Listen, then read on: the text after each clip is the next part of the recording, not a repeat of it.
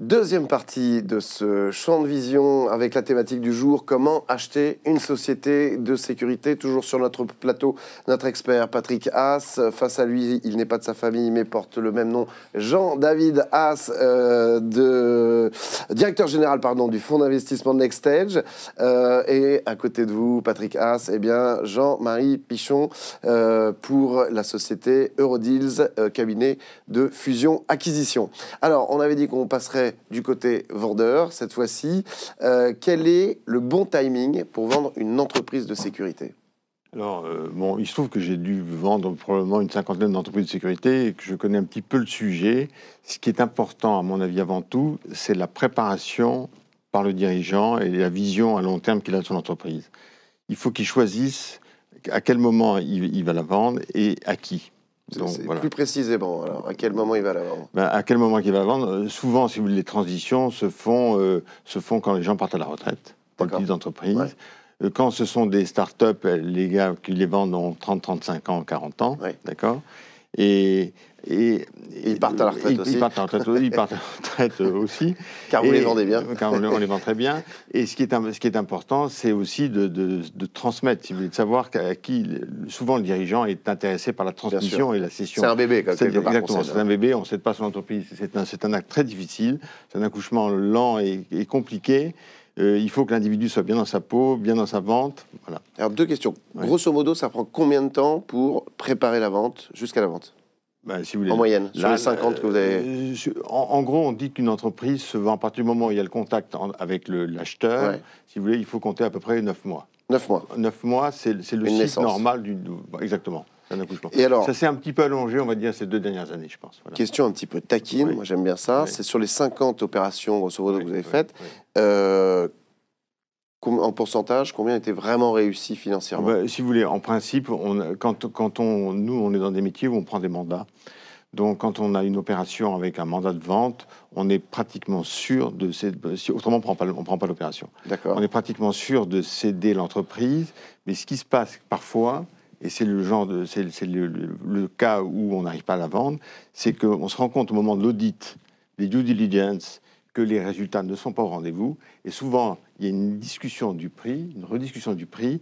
Et à ce moment-là, le dirigeant se dit, moi, à ce niveau de prix, je ne veux pas vendre. Et donc, à ce moment-là, il y a un recul. Je dirais que les principaux échecs sont là. D'accord. Autrement, on vend les entreprises. Quand on a un mandat de vente... et tout le monde est content. Tout le monde s'y retrouve. En principe, tout le monde s'y retrouve. Ouais. Non, je pense que en fait, ça dépend un peu des marchés. Il y a des marchés en croissance. Ouais. Et donc là, il ne faut jamais vendre. Théoriquement, il faut garder son entreprise le plus longtemps possible. En revanche, il faut être capable d'aborder ces marchés en ayant renforcé ses fonds propres. Donc sur les marchés en croissance, nous, on aime bien investir en tant qu'investisseur minoritaire aux côtés de l'entrepreneur pour l'aider à profiter de son marché en croissance.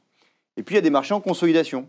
Et les marchés en consolidation, il est peut-être trop tard. Il fallait peut-être vendre son entreprise il y a 1 an, il y a 2 ans, il y a 3 ans. Pourquoi ? Parce que soit vous êtes disruptif, c'est-à-dire que vous prenez des parts de marché sur ce marché de consolidation et donc vous êtes consolidant, soit vous allez être consolidé. Et le problème des consolidations, c'est que, et on l'a bien vu par exemple dans le marché de la sécurité incendie, avec le groupe Vulcain, on a racheté 23 sociétés, c'est que de temps en temps, il vaut mieux être le premier à vendre que le dernier. C'est sûr. Et donc là, la question qu'il faut se poser, c'est est-ce qu'il n'est pas déjà trop tard ? Est-ce qu'il y a donc des cycles ? Est-ce que ça veut dire qu'il y aura une phase quelques années plus tard où on pourra vendre au sommet ? La théorie des marchés fait qu'il y a effectivement des cycles de croissance, des cycles de maturité, et puis même des cycles de retournement. Je pense que là, on est en haut de cycle. Donc les valorisations, elles sont assez attractives en ce moment. Et c'est un bon moment de se poser ces questions, soit pour vouloir sécuriser son patrimoine, ce qui est le cas de pas mal des dirigeants qu'on a accompagnés, soit pour développer son entreprise et innover plus que les autres, soit peut-être se dire c'est le bon moment de la vendre parce que vu les valorisations actuelles, j'aurais pas mieux dans 1 an, dans 2 ans, dans 3 ans. Est-ce que vous avez une idée des critères qui font qu'on va choisir tel repreneur plutôt qu'un autre ? Le critère transmission, le critère prix est un critère essentiel, mais beaucoup de propriétaires d'entreprises se disent je ne veux pas la vendre à n'importe qui, à n'importe quel prix, je ne veux pas la vendre à tel type de groupe. Il peut y avoir des problèmes réglementaires aussi, il peut y avoir des groupes non européens donc, qui interdisent la cession. Et souvent, les patrons souhaitent céder leur entreprise à des cadres dirigeants. Donc, s'ils peuvent le faire à des dirigeants, des gens qui connaissent, ils le font. Voilà. Alors, et à ce moment-là, ça suppose bien sûr qu'il y ait des capitals investisseurs comme NextStage qui interviennent pour appuyer ces rachats. Alors, vous parliez de prix à l'instant. Oui. Comment ça se calcule la valeur de son entreprise pour avoir un prix final? Si vous voulez, dans ce cas-là, on étudie l'entreprise. Nous, les cabinets, nous étudions l'entreprise. On essaie de déterminer quel est le résultat. On parle d'EBIT, de Earning Before Interest and Tax. Et donc, on calcule quel est le résultat, on va dire, normatif, hors exceptionnel.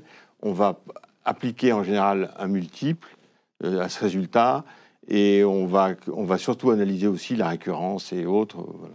Patrick Haas. Oui, alors je pense que les professionnels du monde des fusions-acquisitions se heurtent quelquefois à un obstacle qui est la mégalomanie des vendeurs et du chef d'entreprise qui a une très haute opinion de son entreprise. Et de lui-même. Et de lui-même, oui. Et quelquefois, il faut bien qu'il se rende compte de la réalité des chiffres et souvent, il est un peu déçu. Alors, justement, l'importance des fonds d'investissement dans les opérations de croissance externe ou de cession dans le domaine de la sécurité, c'est très important en France et également à l'étranger. Également à l'étranger. C'est de plus en plus important. Moi, j'ai fait ma première opération avec des fonds d'investissement en 2001 ou 2002. Ouais. Donc, ça existe maintenant depuis quand même de nombreuses années, mais ça évolue de manière exponentielle.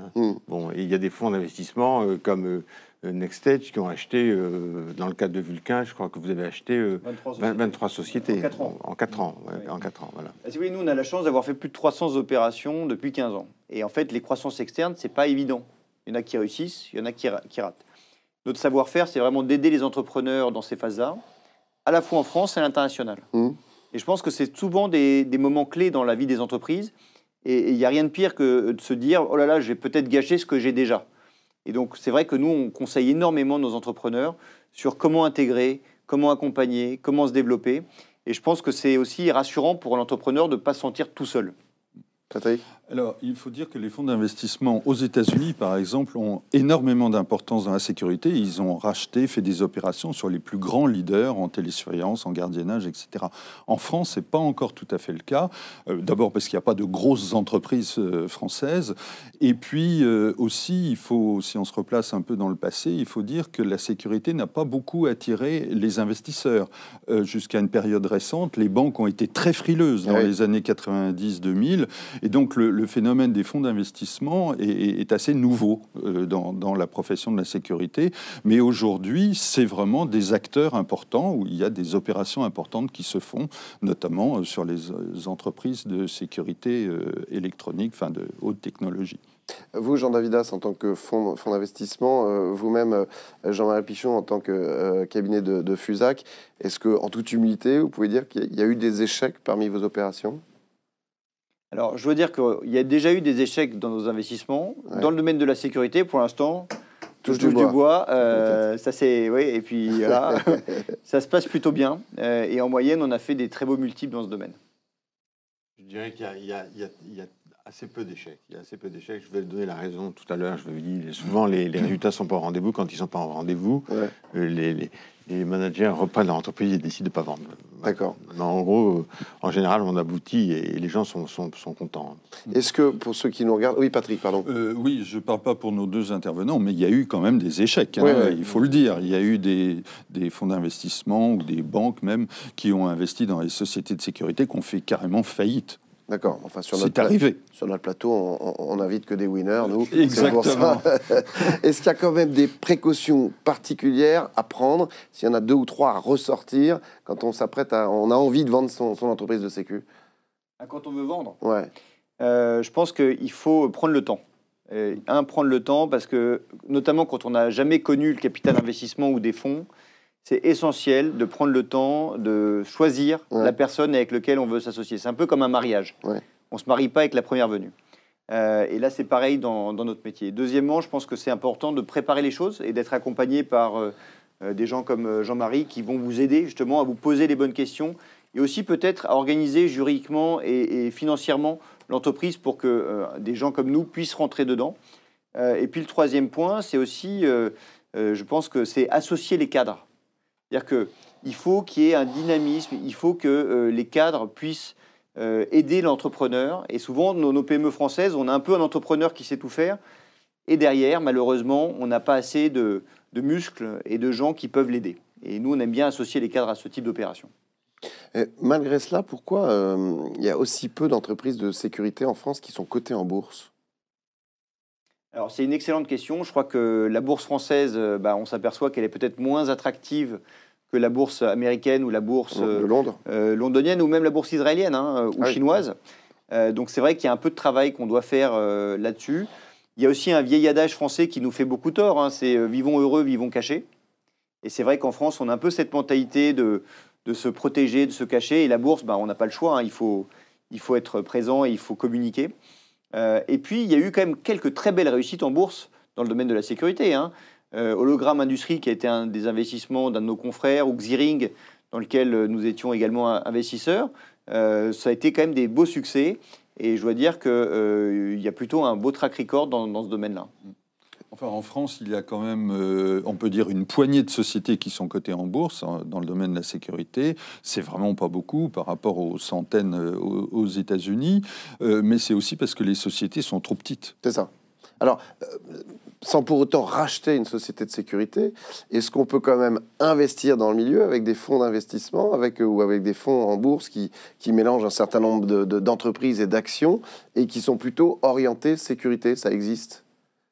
Il n'y en a pas vraiment en France. Ouais. Je pense qu'il y en a au niveau mondial et il y a des gens qui font bien ce métier-là. Après, nous ce qu'on aime, c'est trouver des belles sociétés, les aider à grandir. Et donc, si vous voulez investir dans ces sociétés, vous avez NextEdge, qui est une société cotée en bourse, dans laquelle vous pouvez investir également. Rajouter quelque chose, Patrick? Non. Il faut peut-être dire aussi qu'une acquisition, c'est pas une fin en soi. Il y a tout le travail après de réorganisation. Et puis, justement, par exemple, un fonds d'investissement fait des opérations de build-up, c'est-à-dire racheter d'autres entreprises du même domaine pour faire des synergies, les réunir et créer un leader. Justement, on a quasiment terminé cette émission, mais c'est important de signaler quelles sont les étapes après avoir acheté une société de sécurité. On passe par quoi?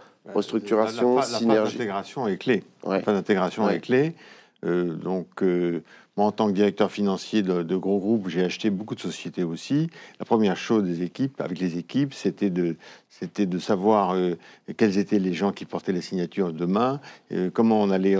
C'était la direction générale, est-ce qu'elle allait être modifiée ou pas, c'est les systèmes informatiques, c'est tous ces points-là. Ouais. Alors, pour terminer, en très peu de mots, à tour de rôle, Jean-David Haas, est-ce qu'aujourd'hui, ça vaut le coup d'investir dans la sécurité? C'est un super secteur. Nous, on adore investir et construire.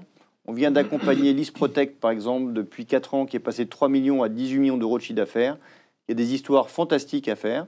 Effectivement, il faut passer du stade de la toute petite PME à la belle PME. Et je pense qu'on est un bon acteur pour vous aider et pour aider les lecteurs et les gens qui regardent, les téléspectateurs, dans cette démarche.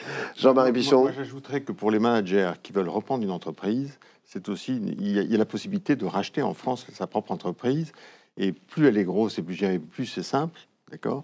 Et on va trouver des capital investisseurs qui seront tout à fait d'accord pour accompagner en général ces rachats parce qu'ils sont intéressés par les secteurs. Donc vous validez la réponse de Jean-David Haas, c'est le moment d'acheter une entreprise de sécurité. Surtout pour les managers qui sont dans le secteur et qui le connaissent. Merci beaucoup, messieurs Jean-David Haas, Jean-Marie Pichon, Patrick Haas, d'avoir bien pu répondre à toutes ces questions importantes et intéressantes sur ce plateau de Champ de Vision. Merci à la Dream Team Agora, à la production et à la réalisation, bien évidemment. Rendez-vous très vite, et non pas rendez vite, très vous, pour un nouveau Champ de Vision. En attendant, vous le savez, prenez soin de vous.